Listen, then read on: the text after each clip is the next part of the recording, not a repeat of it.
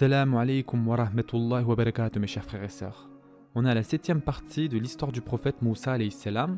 Donc on avait dit que Allah Azza wa Jal avait favorisé les enfants d'Israël. Ils avaient été guidés hors d'Égypte en toute sécurité et ils avaient été témoins de la noyade de leur plus cruel ennemi. Lorsqu'ils eurent besoin d'eau potable, Allah Azza wa Jal ordonna à Moussa alayhi salam de frapper une pierre à l'aide de son bâton, ce qui fit jaillir 12 sources d'eau pour chacune des 12 tribus d'Israël, afin qu'il n'y ait aucune dispute entre elles. Allah Azza wa Jal leur envoya également des nuages pour les protéger du soleil brûlant et pour assouvir leur faim, il leur fit descendre la manne céleste et l'écaille. Malheureusement, en dépit de la générosité d'Allah subhanahu wa ta'ala, plusieurs d'entre eux se plaignirent et exigèrent la nourriture à laquelle ils étaient habitués en Égypte, dont des oignons, de l'ail, des fèves et des lentilles. Moussa alayhi salam sermonna son peuple et lui rappela qu'il venait tout juste de quitter une vie d'oppression et d'humiliation.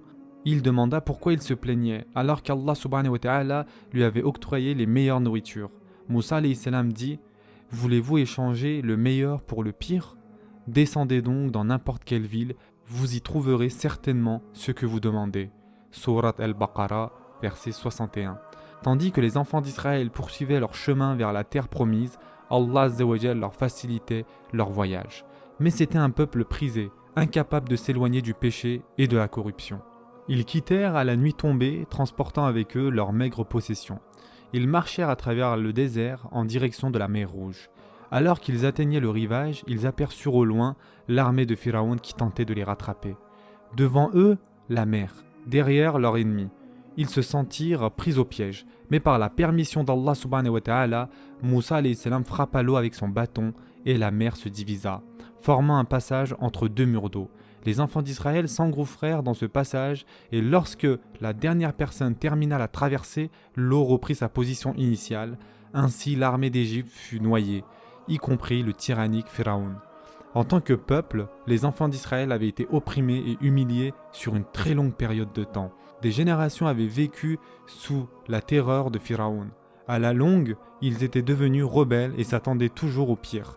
Privés de tout, comme ils l'avaient été, leur cœur tendait constamment vers les choses de ce monde. Leur sens de l'honneur et leur estime d'eux-mêmes avaient fini par s'épuiser. Au cours de leur voyage hors d'Égypte, vers la terre promise, leurs faiblesses devinrent encore plus évidentes. D'une manière générale, ils étaient ingrats envers Allah Azza wa Jal, en dépit du fait qu'il assurait leur bien-être durant cette dure épreuve. Ils étaient incapables de se soumettre à Allah Azza wa Jal et d'accepter sa volonté. À un certain moment, ils croisèrent un peuple qui adorait des idoles, et leur désir de ressembler à ce peuple, qui leur apparaissait comme épanoui, se manifesta lorsqu'ils demandèrent à Moussa alayhi salam de leur permettre de posséder des idoles. Et cela, alors qu'ils venaient tout juste d'être témoins de miracles inouïs. Lorsqu'Allah Azza wa Jal leur fournit pour se nourrir des aliments qu'ils ne connaissaient pas, ils se plaignirent, réclamant la nourriture à laquelle ils étaient habitués en tant qu'esclaves. Quand Moussa alayhi salam leur ordonna d'entrer dans une ville et de renverser les Cananéens, ils refusèrent par peur et désobéirent ainsi à Allah subhanahu wa ta'ala. Ibn Kathir radiallahu anhu rapporte que Moussa alayhi salam ne trouva pas plus de 2 hommes prêts à se battre. Il dit « Seigneur, je n'ai de pouvoir que sur moi-même et mon frère. Juge donc entre nous et ce peuple de transgresseurs. » Leur Seigneur dit « Pour cela, ce pays leur sera interdit pendant 40 ans, durant lesquels ils erreront sur la terre, confus. Ne te chagrine donc pas pour ce peuple de transgresseurs. » Surat al-Ma'ida, versets 25 et 26. Ainsi, les jours d'errance débutèrent. Durant cette période, chaque jour était semblable au précédent et les gens voyageaient sans destination précise.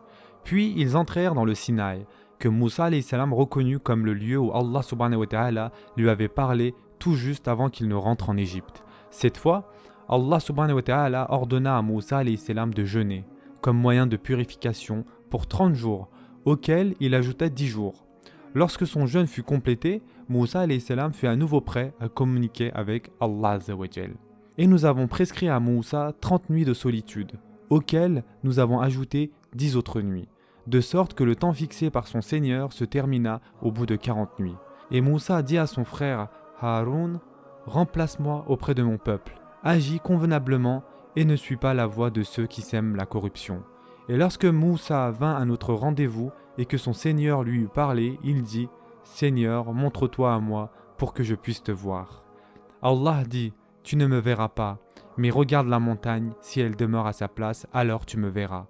Mais lorsque son Seigneur manifesta sa gloire à la montagne, il la pulvérisa et Moussa s'effondra foudroyé. Lorsqu'il revint à lui, il dit, gloire à toi je me repens et je suis le premier des croyants. Alors Allah dit, ô Moussa, je t'ai préféré à tous les hommes par mes messages et par les paroles que je t'ai adressées.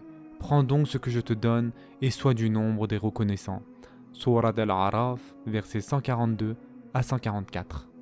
Allah Azza wa Jal donna à Moussa alayhi salam 2 tablettes de pierre sur lesquelles étaient inscrits les 10 commandements. Ces commandements forment la base de la loi juive, la Torah, et constituent des normes morales préconisées de nos jours encore par toutes les églises chrétiennes. Ibn Kathir radiallahu anhu et les premiers érudits de l'islam affirment que les 10 commandements sont réitérés dans 2 versets du Coran. Dis, venez, je vais vous réciter ce que votre Seigneur vous a interdit. Ne lui attribuez aucun associé, soyez bons envers vos parents et ne tuez pas vos enfants par crainte de pauvreté. Nous pourvoyons à vos besoins comme aux leurs. Et ne vous approchez pas des choses indécentes, que ce soit ouvertement ou en secret. Et ne tuez pas la vie que Allah a faite sacrée, sauf en toute justice. Voilà ce que Allah vous recommande. Peut-être comprendrez-vous. Et ne vous approchez des biens de l'orphelin que de la meilleure manière, jusqu'à ce qu'il ait atteint sa majorité. Donnez le bon poids et la bonne mesure en toute justice. Nous n'imposons à aucune âme une charge supérieure à sa capacité. Et si vous donnez votre parole, soyez équitable, même si cela va à l'encontre de l'intérêt d'un proche parent. Et respectez votre engagement envers Allah. Voilà ce qu'il vous recommande. Peut-être vous rappellerez-vous. Surat Al-An'am, versets 151 et 152. Donc Moussa alayhi salam s'était absenté pendant 40 jours. Il s'est éloigné de son peuple. Son peuple, pendant ce temps, s'était montré impatient. Les gens s'étaient comportés comme des enfants, agissant de manière impulsive et se plaignant de tout et de rien.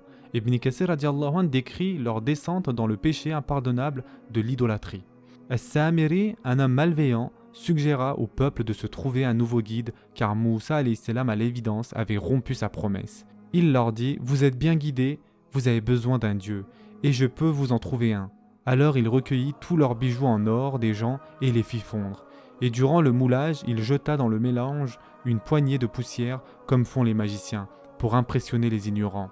Avec le métal fondu, il façonna un veau d'or. Et comme le veau était creux à l'intérieur, il produisait un son étrange lorsque le vent soufflait dessus. Ils crurent avoir réussi à se créer un véritable Dieu vivant. Le frère de Moussa alayhi salam, Haroun alayhi salam, avait craint de s'opposer à eux et à leurs projets. Mais quand il vit le veau et qu'il réalisait la gravité du péché qu'il commettait, il s'exprima ouvertement. Il rappela aux gens qu'ils ne devaient adorer qu'Allah subhanahu wa ta'ala exclusivement et les mit en garde contre les conséquences fâcheuses de leurs actions et contre la colère de Moussa alayhi salam à son retour et celle d'Allah subhanahu wa ta'ala lui-même. Ceux qui comprirent à quel point il avait raison se dissocièrent immédiatement des autres. Et quand Moussa alayhi salam revint vers son peuple et qu'il le vit chanter et danser autour d'un veau d'or, il devint absolument furieux. Moussa alayhi salam n'en croyait tout simplement pas ses yeux. Même si Allah subhanahu wa ta'ala venait tout juste de l'avertir qu'un sévère châtiment allait bientôt s'abattre sur son peuple pour avoir adoré le veau d'or, le cœur de Moussa alayhi salam était rempli de honte et de colère. Son peuple, qui avait été témoin du pouvoir et de la grandeur d'Allah subhanahu wa ta'ala, se rebellait pourtant et ne semblait nullement craindre la colère d'Allah azza wa jal. Allah dit, « Nous avons mis ton peuple à l'épreuve durant ton absence.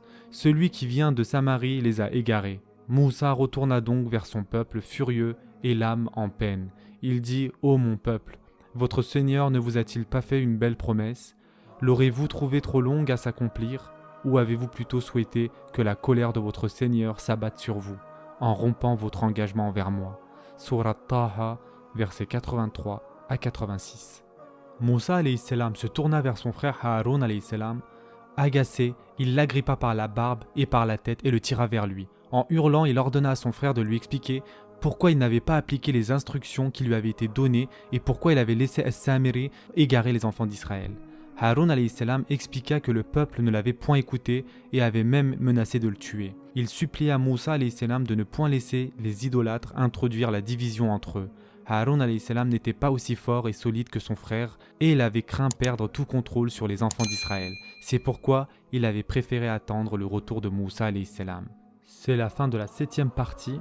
Prenez soin de vous mes chers frères et sœurs et à très prochainement, Inch'Allah.